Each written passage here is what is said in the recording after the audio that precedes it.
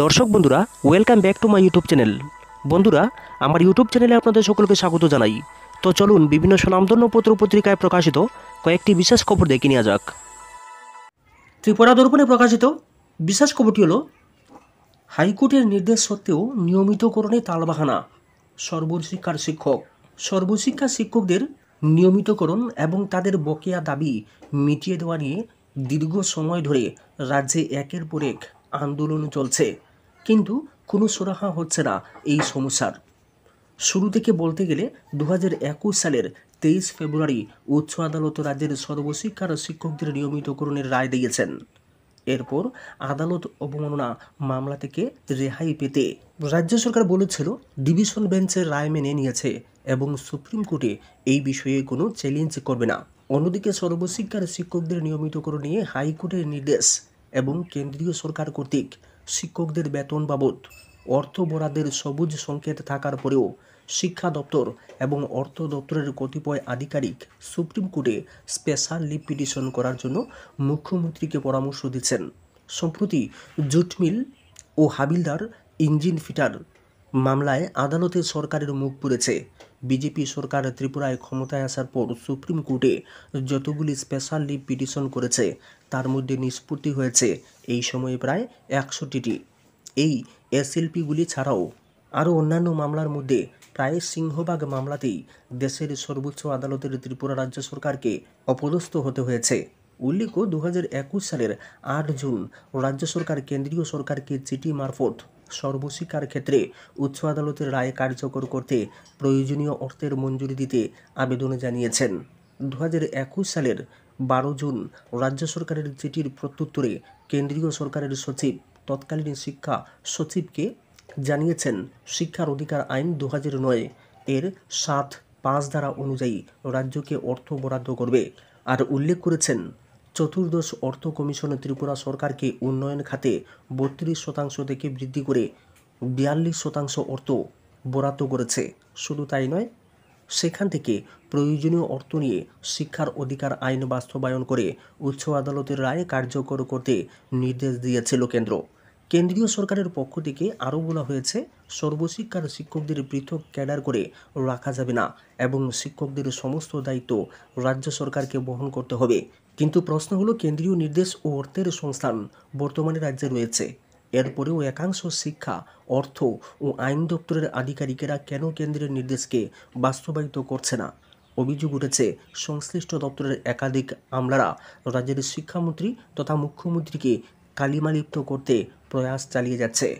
আদানি গোষ্ঠীর সংস্থায় গোপন অংশীদারি ছিল সেবি প্রধানের। হিন্ডেনবার্গ রিসার্চের প্রতিবেদন প্রকাশের পর বিরোধীরা সরব।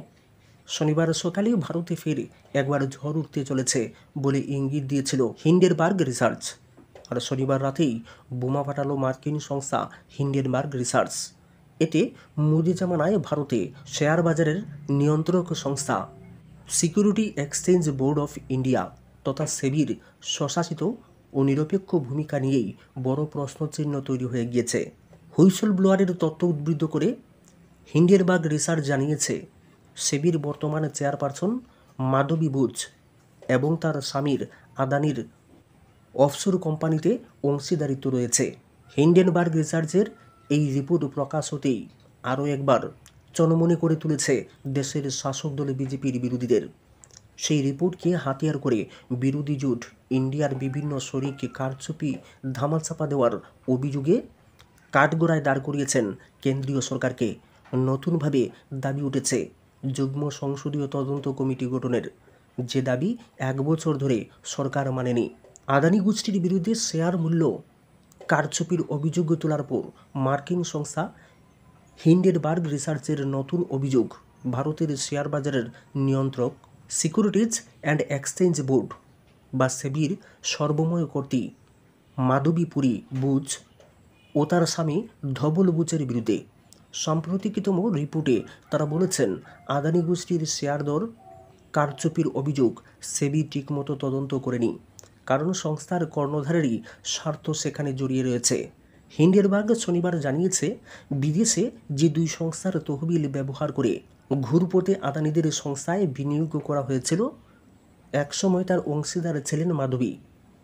এই কারণেই সেবি হিন্ডেনবার্গ রিপোর্ট অনুযায়ী তদন্ত করে বিদেশি তহবিলের মালিকানার হদিশ পায়নি। হিন্ডেনবার্গের নতুন তদন্ত অনুযায়ী গৌতম আদানির ভাই বিনোদ আদানির বিদেশি সংস্থায় মাধবীর অংশীদারিত্ব ছিল। মাধবী সেবিতে যোগ দিয়েছেন 2017 সালে। তার ঠিক আগে সম্ভাব্য নজরদারি এড়াতে মাধবীর নামে থাকা সব বিদেশি বিনিয়োগ তার স্বামী ধবল বুচ নিজের নামে করে নিয়েছেন।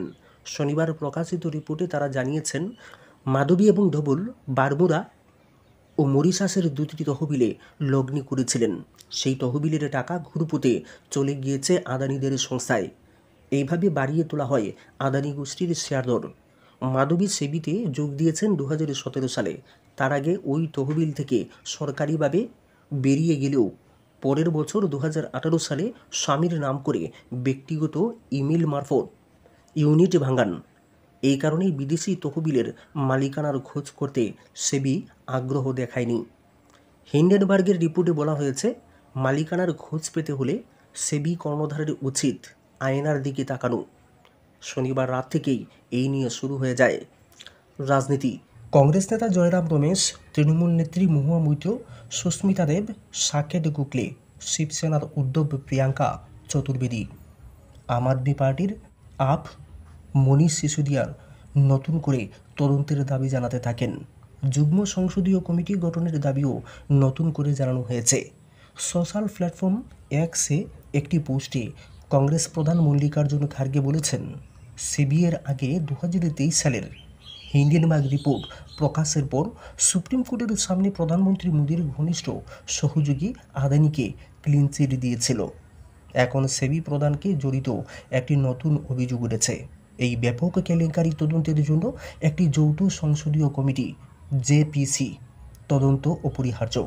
সামাজিক মাধ্যমে জয়রাম মন্তব্য করেছেন, প্রহরীকে কে পাহারা দেবে? তার সন্দেহ সংসদের অধিবেশন আগেভাগে বন্ধ করে দেওয়ার এটাও একটা কারণ। মহুয়া মৈত্র লিখেছেন, এই চেয়ারপারসনের অধীন সেবিকে আর বিশ্বাস করা যায় না। সুপ্রিম কোর্টের উচিত নতুনভাবে সক্রিয় হওয়া। ক্রনি ক্যাপিটালিজমের চূড়ান্ত নিদর্শন এটা। সাকেত গোখলে এই সুবাদে বুথ ফেরত সমীক্ষা ও শেয়ার বাজারের অস্বাভাবিক বৃদ্ধির প্রসঙ্গ টেনে এনেছেন। সেই অস্বাভাবিকতার তদন্তের দাবি ওই সময় বিরোধীরা তুলেছিলেন, কিন্তু লাভ হয়নি। সেই প্রসঙ্গ টেনে সাকেত বলেছেন, এখন বোঝা যাচ্ছে সেবি কেন সেই দাবিও মানেনি।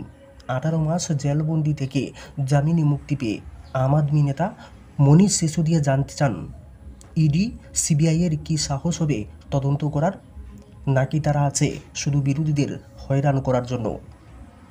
শিবসেনার উদ্ধব নেত্রী প্রিয়াঙ্কা চতুর্বেদী বলেছেন, এখন বোঝা যাচ্ছে তিনি চিঠি দেওয়া সত্ত্বেও সেবি কেন আদানিদের সম্পর্কে সবিস্তার তথ্য জানায়নি। সেবি চেয়ারপারসন মাধবী ও তার স্বামী ধবল অবশ্য এক বিবৃতি জারি করেছেন। তাতে তারা বলেছেন, সব অভিযোগ ভিত্তিহীন। তাদের চরিত্র হননি এই রিপোর্টের উদ্দেশ্য।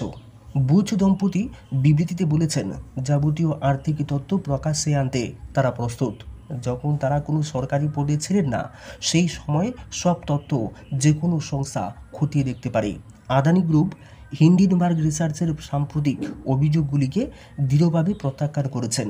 তাদের বিদ্বেষপূর্ণ, ক্ষতিকারক ও কারসাজিমূলক বলে অভিহিত করেছেন। রবিবার একটি বিবৃতিতে আদানি গ্রুপ বলেছে যে সর্বশেষ অভিযোগগুলি অসম্মানজনক দাবির পুনর্ব্যবহার, যা আদালতে ভিত্তিহীন প্রমাণিত হয়েছে। প্রকাশ্যে গাড়িতে আগুন লাগিয়ে নেভাতে বাধা দিল দুষ্কৃতকারীরা। আইন শৃঙ্খলা চরম অবনতি। রাজ্যের আইন শৃঙ্খলার চরম অবনতি ঘটেছে। আইন শৃঙ্খলাকে বৃদ্ধাঙ্গুলি দেখিয়ে একের পর এক ঘটনা ঘটে চলেছে রাজ্যে। গোমতী জেলা তার মধ্যে অন্যতম। গোমতী জেলায় একের পর এক আইন শৃঙ্খলা ভঙ্গের ঘটনা ঘটে চলেছে। শনিবারও নির্মমভাবে মারধরের ঘটনায় মৃত্যু হয়েছে এক শিক্ষকের। এই রেস কাটার আগেই শনিবার রাতেই বিনা কারণে একটি লরিতে আগুনে পুড়িয়ে দেওয়ার ঘটনা ঘটেছে। এই যেন এক অরাজক পরিস্থিতি চলছে রাজ্যে। যখন খুশি যাকে খুশি মারধর করা, বাড়ি ঘরে দোকানপাটে হামলা চালানো হচ্ছে। রাজ্যে যেন আইনের শাসন বলতে কোনো কিছুই নেই। উদয়পুরের এক শিক্ষককে হত্যার পর শনিবার রাত 11টা নাগাদ উদয়পুর বনদুয়ার ইটভাটা সংলগ্ন সড়কে মালবাহী গাড়িতে গতিরোধ করে সেই লরিতে আগুন ধরিয়ে দেয় এক দুষ্কৃতকারী। ঘটনার সূত্রে জানা গিয়েছে, শনিবার রাতে গাড়িটি কাকরাবন থেকে বনদুয়ারের দিকে যাচ্ছিল। এর মধ্যে গবাদি পশুর কিছু সামগ্রী ছিল বলে জানতে পারে জনতা। তার মধ্যে ঘটে যায় এক বড় বিপত্তি। উত্তেজিত জনতা গাড়িটিকে দাঁড় করিয়ে মুহূর্তের মধ্যে আগুন লাগিয়ে দিয়েছে। অগ্নিকাণ্ডের ঘটনার খবর পেয়ে ঘটনাস্থলে ছুটে যায় দমকলের একটি বড় ইঞ্জিন। দমকলের ইঞ্জিন ঘটনাস্থলে পৌঁছার পরে গাড়িটিকে রক্ষা করতে পারেনি।